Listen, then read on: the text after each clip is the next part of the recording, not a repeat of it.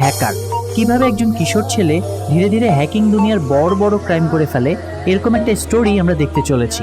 মুভির প্রতিটা অংশই সাসপেন্সে ভরপুর, আর থ্রিলিংটা দেখবো ঠিক শেষে। তো চলুন শুরু করা যাক।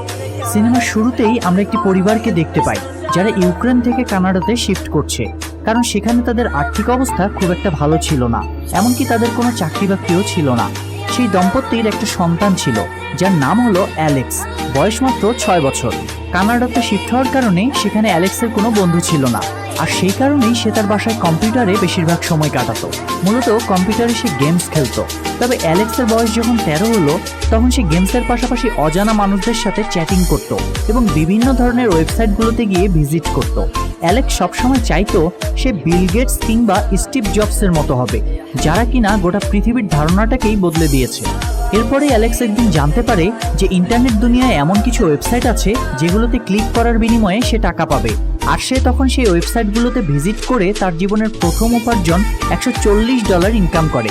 এতে অ্যালেক্স খুব খুশি হয়। এর মধ্যে একদিন সন্ধ্যাবেলা অ্যালেক্স স্কুল থেকে বাসায় ফেরার পর দেখে তার মা সোফায় বসে কাঁদছে। তার মা বলে যে তিনি তার ব্যাংকের চাকরিটা হারিয়েছেন, যেই চাকরিটা কানাডায় আসার পর তার মা পেয়েছিলেন। কিন্তু তাদের বাসাটা যেহেতু ব্যাংক লোনে নেওয়া, তাই এখন তো তিনি ব্যাংকের ইনস্টলমেন্ট চালাতে পারবেন না, আর এর ফলে ব্যাংক তাদেরকে বাসা থেকে বেরও করে দিতে পারে। এটা শুনে অ্যালেক্স তার ঘর থেকে একটা বক্স নিয়ে আসে, আর তার ভিতরে অনেকগুলো টাকা ছিল, যেই টাকাগুলো সে অনেক বছর ধরে একটু একটু করে জমিয়েছে, এবং অ্যালেক্স সেই টাকাগুলো তার মায়ের হাতে তুলে দেয়। তবে এটা দেখে তার মা অ্যালেক্সকে জিজ্ঞাসা করে যে তুমি কি চুরি করেছো?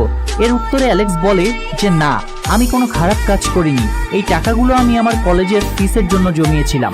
কিন্তু তুমি চিন্তা করো না, আমি ঠিক কোনো না কোনো উপায়ে বের করে ফেলবো। আর এই বলে অ্যালেক্স সব টাকা তার মাকে দিয়ে দেয়।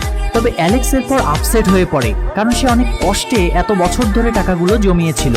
তাই সে এখন টাকা কামানোর রাস্তা খুঁজতে শুরু করে। এরপরেই সে তার কম্পিউটারে বসে সার্চ করে ডার্ক ওয়েব।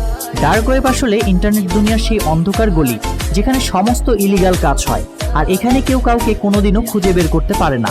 অ্যালেক্স সেখানে তার একটি অ্যাকাউন্ট ক্রিয়েট করে একটি গ্রুপে জয়েন করতে চায়, কিন্তু তখনই সেখান থেকে নোটিফিকেশন আসে যে প্রথমে তোমার কোনো কাজ আমাদের দেখাও। তাই অ্যালেক্স সেটা নিয়ে প্ল্যান করে। অ্যালেক্সের স্কুলে একটু রাগী ছেলে ছিল, এবং অ্যালেক্স তার ক্রেডিট কার্ডটা কোনোরকম ভাবে চুরি করে নেয়, আর সেটার ডিটেলস সেই ডার্ক ওয়েবের গ্রুপের মেম্বারদের মাঝে ছড়িয়ে দেয়। আর এর ফলে অ্যালেক্সের র্যাঙ্ক স্ট্যাটাস একটু আপডেট হয়ে যায়, সে একজন সোলজারের স্ট্যাটাস পায়। তার মানে সে ডার্ক ওয়েবে এখন অনেকগুলো জিনিসই অ্যাক্সেস করতে পারবে।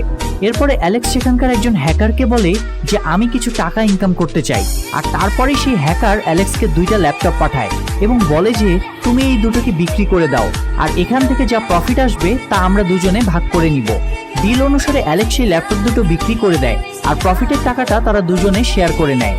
এরপর থেকে সেই হ্যাকার বিভিন্ন ধরনের দামি দামি জিনিস অ্যালেক্সকে পাঠাতে থাকে, আর অ্যালেক্স সেগুলো বিক্রি করে দুজনে মিলে বেশ টাকা ইনকাম করতে শুরু করে। মূলত তারা ডার্ক ওয়েবে অন্যদের ক্রেডিট বা ডেবিট কার্ড দিয়ে সেই জিনিসগুলো কিনতো, আর সেগুলোকে অ্যালেক্স আবার বিক্রি করে দিত।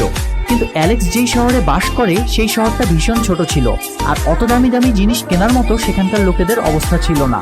আর এই কারণে অ্যালেক্স সিদ্ধান্ত নেয় সে টরেন্টো শহরে যাবে। তাই সে তার বাবা মাকে বোঝায় যে সে তার পড়াশোনা কমপ্লিট করার জন্য টরেন্টোতে যাচ্ছে। এরপর অ্যালেক্স টরেন্টোতে চলে আসে, আর সেখানে তার সাই নামের একজন ছেলের সাথে কথা হয়। সেই ছেলেটা অ্যালেক্সকে বলে যে তুমি এখানে যেই যেই জিনিস সেল করতে চাও আমি এখানে কিছুক্ষণের মধ্যেই সেগুলো সেল করে দিব, কিন্তু প্রফিটের 30% আমাকে দিতে হবে। অ্যালেক্স সাইয়ের কথায় রাজি হয়ে যায় এবং তারা দুজনে মিলে সেখানে কাজ করতে শুরু করে দেয়। কিন্তু অ্যালেক্স এখন এই ছোট ছোট কাজ করতে করতে খুবই বোর হয়ে গিয়েছে।